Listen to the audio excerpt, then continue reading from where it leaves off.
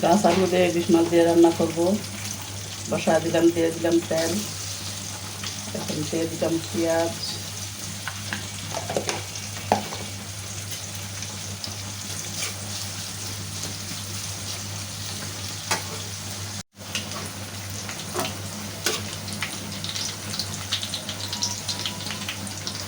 আদা রসুন পেস্ট দিয়ে দিলাম,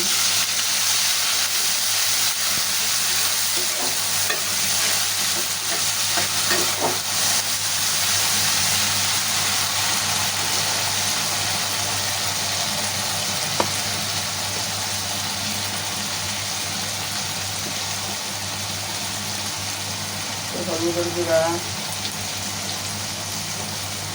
মরিচের গুঁড়া, পরিমাণ মতো লবণ,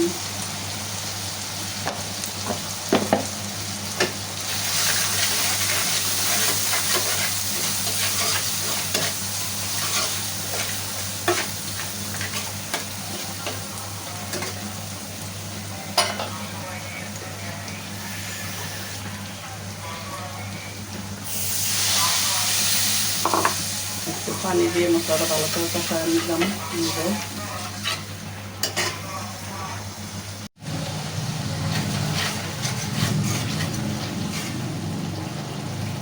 মশলা কষানো হয়ে গেছে, আলুগুলো দিয়ে দিলাম।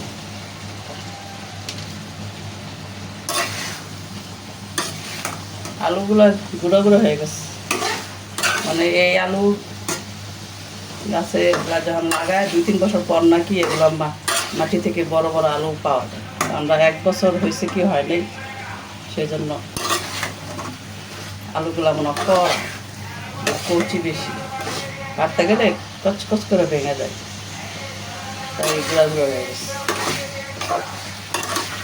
ওইবার 2-3 বছর পরে খুব করে বড় একটা আলু হয়েছে, ওটা কাটার সময় এরকম হয়, এটা বেশি কচি তাই এরকম হয়ে গেছে,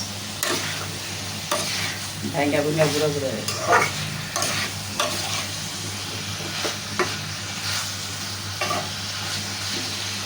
ভালো করে কষায় দিব, শাক বাগার দিব, কাঁচামরিচ দিয়ে দিলাম,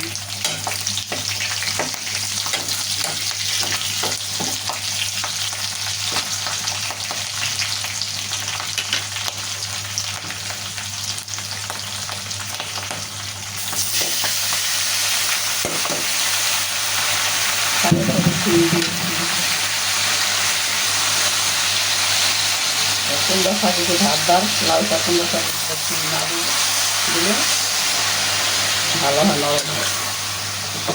আলু দিয়ে সবসময় খাইলে আবার রাজনীতি সমস্যা, সেই জন্য আলু দিলাম না।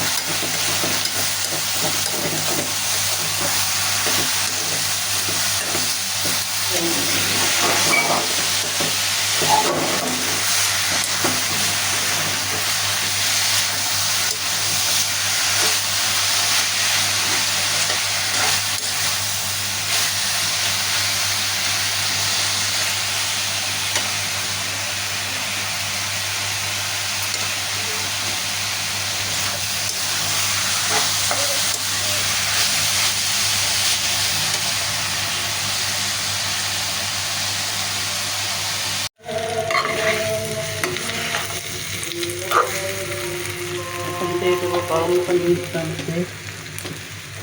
গরম পানি করেছি,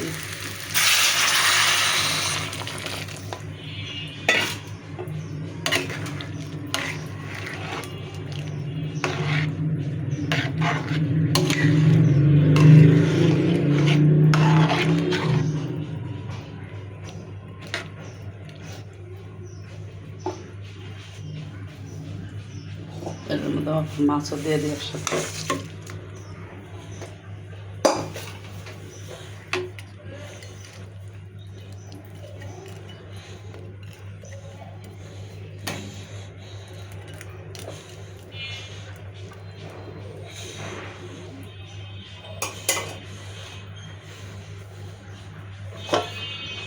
এখন ঢেকে দিব।